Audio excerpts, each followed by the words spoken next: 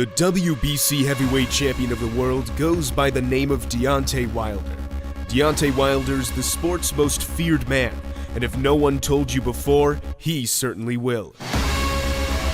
He's scared of me, and he should be. They've seen the hard work, the grind, the trials and tribulations. They've seen that being overcome to be the undisputed, the undefeated, unified heavyweight champion of the world. You could say he's cocky, but he speaks from the facts on his record. Out of 40 opponents, 39 of them have been knocked out before the sound of the final bell, the remaining one escaping a loss by a mere millisecond. Wilder's next task comes against Dominic Breazeale, another American heavyweight who seems unchallenged of Deontay's public persona.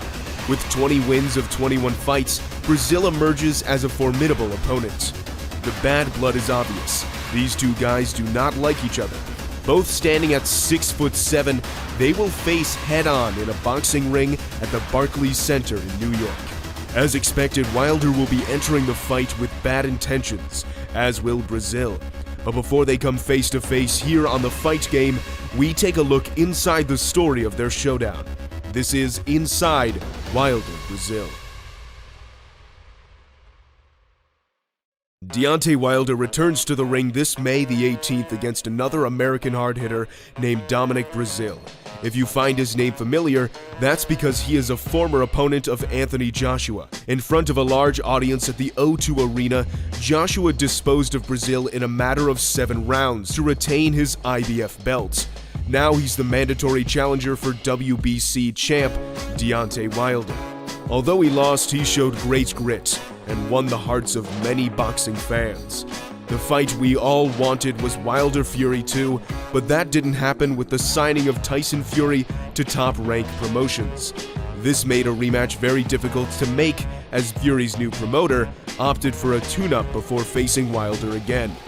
The state of the heavyweight division was left with all 3 heavyweights signed with 3 different promoters, which meant 3 different TV broadcasters.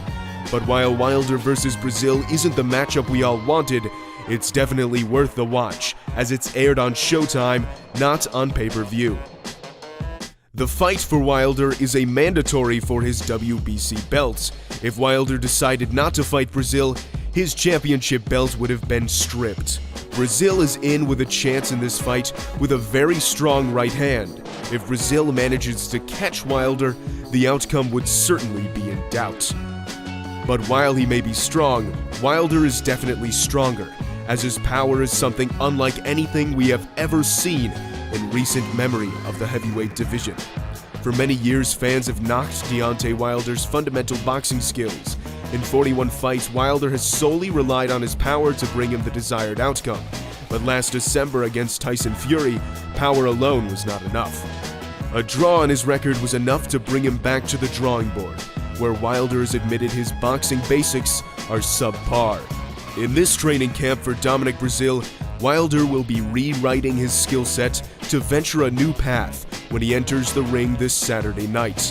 When asked if he would show any remorse should Breazeale not recover from his May 18th fight, Wilder replied no, not one bit. The attitude comes from the fact that this is what boxers are tasked to do.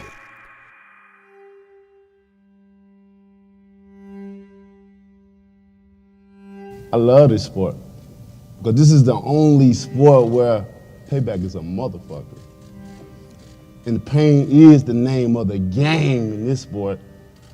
And we all know who does that the best. Pain may in fact be the name of the game, and Deontay Wilder may in fact be the best when it comes to wreaking havoc inside that squared circle.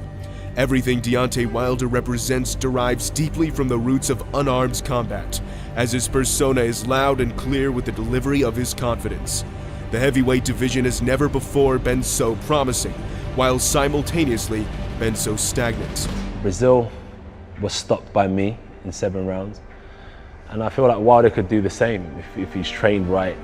And I do want him to do the same, so me and him can get it on at the end of the year. The only way to be the best heavyweight of all time is by fighting Deontay Wilder next.